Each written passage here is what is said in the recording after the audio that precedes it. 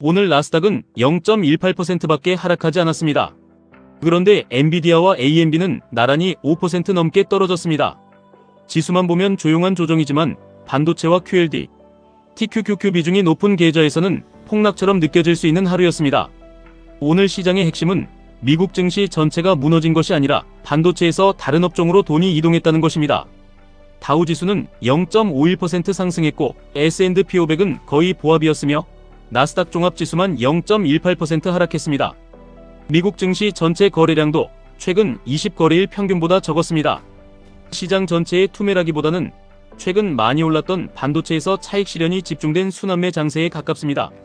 먼저 QQQ를 보겠습니다. QQQ는 682.07달러로 마감했습니다. 장중에는 675.96달러까지 밀렸지만 저점에서 일부 반등했습니다.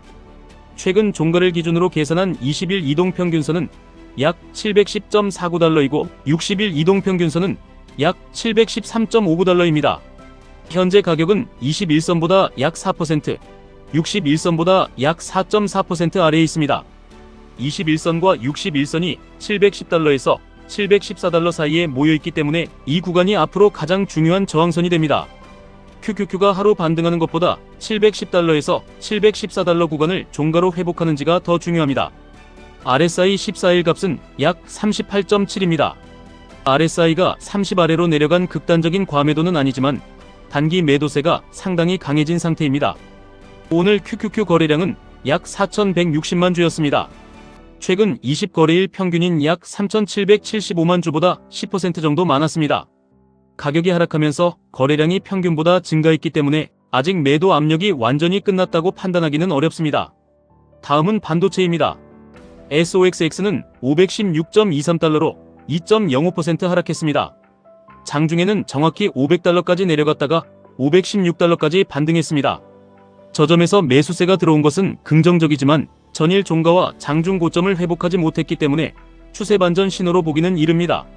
SOXX의 20일 이동평균선은 약 561.77달러이고 60일 이동평균선은 약 556.96달러입니다.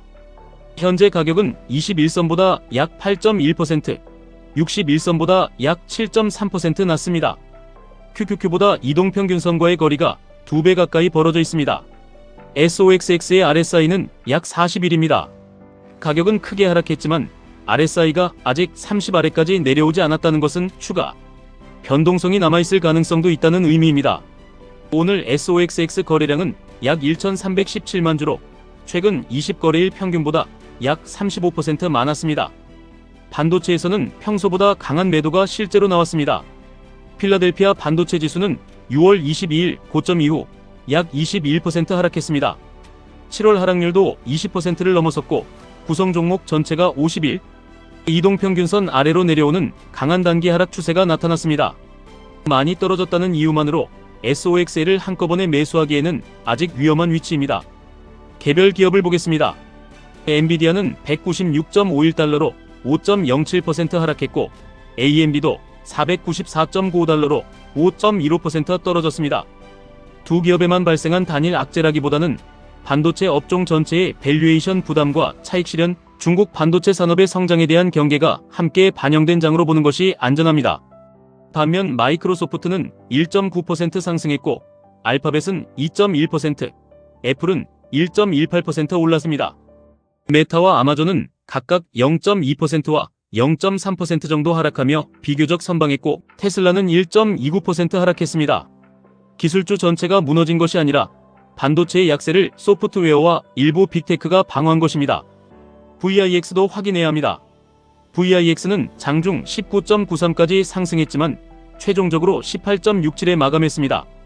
공포 기준으로 많이 사용하는 20선을 장중에는 거의 건드렸지만 종가에서는 다시 20 아래로 내려왔습니다. 시장의 긴장감은 높아졌지만 2020년이나 2022년처럼 공포가 폭발한 투매 국면은 아닙니다. 따라서 VIX가 20 아래라는 이유만으로 안심해서도 안되고 20에 가까워졌다는 이유만으로 바닥이라고 단정해서도 안됩니다. 이번 주에는 마이크로소프트, 메타, 아마존, 애플의 실적 발표가 예정되어 있습니다. 여기에 미국 연방준비제도의 금리 결정과 PCE 물가지표도 기다리고 있습니다. 시장은 실적 숫자뿐 아니라 기업들이 AI에 얼마를 투자하고 그 투자비를 실제 매출과 이익으로 얼마나 연결하고 있는지를 확인하려 할 것입니다. 좋은 실적이 나와도 AI 투자비가 예상보다 크다면 주가가 하락할 수 있고, 반대로 가이던스가 강하면 단기간에 기술주가 크게 반등할 수도 있습니다. 그렇다면 QLD TQQQ 투자자는 어떻게 대응해야 할까요? 공격적으로 매수하려는 분은 먼저 QQQ 676달러가 지켜지는지 확인해야 합니다. 676달러 부근에서 다시 반등하고 RSI가 상승 방향으로 돌아서며 VIX가 20 아래에서 안정된다면 계획한 현금의 10%에서 20% 정도만 1차로 나누어 접근할 수 있습니다. 하지만 QQQ가 676달러를 종가로 이탈한다면 신규 매수를 서두르지 않는 편이 좋습니다. 반등이 시작될 경우 첫 번째 확인 가격은 695달러입니다.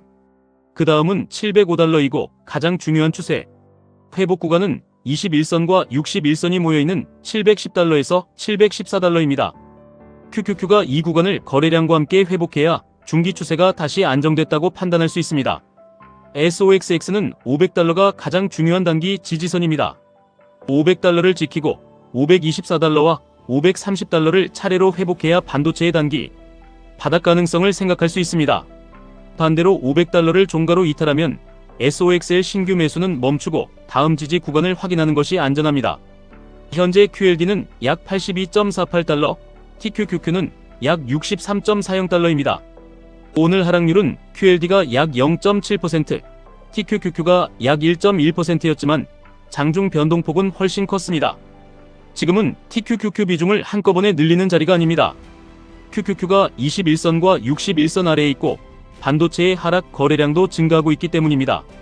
정기 적립을 계속하더라도 평소 금액으로만 유지하고 큰 추가 매수는 QQQ의 21선 회복이나 SOXX의 500달러 지지 확인 이후로 나누는 것이 좋습니다. 오늘 시장을 한 문장으로 정리하겠습니다.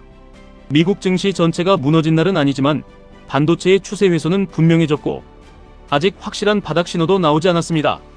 지금 필요한 것은 바닥을 정확히 맞히는 용기가 아니라 현금을 남겨놓고 회복 신호를 확인할 수 있는 여유입니다. QLD TQQQ 장기 투자에서 가장 위험한 행동은 하락 자체가 아니라 첫 번째 하락에 모든 현금을 사용하는 것입니다. 이번 주 실적과 금리 결정을 앞두고 변동성이 커질 수 있습니다. 676달러, 695달러, 705달러, 그리고 710달러에서 714달러. 이 가격대를 순서대로 확인하면서 대응하시기 바랍니다.